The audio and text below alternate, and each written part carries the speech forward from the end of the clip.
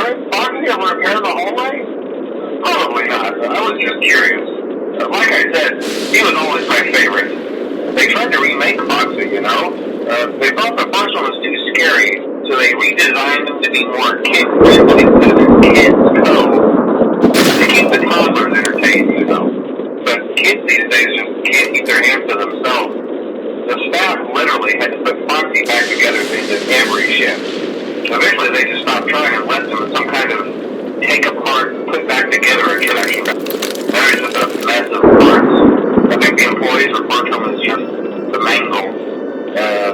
Oh, hey, before I go, I wanted to ease your mind about any rumors you might have heard lately. You know how these local stories come and go and seldom mean anything. I can personally assure you that whatever is going on out there, however tragic it may be, has nothing to do with our establishment. It's just all rumor and speculation, people trying to make a buck, you know. Our guard during the day has reported nothing unusual, and he's on watch from opening till close. Okay, well anyway, hang in there and I'll talk with you tomorrow.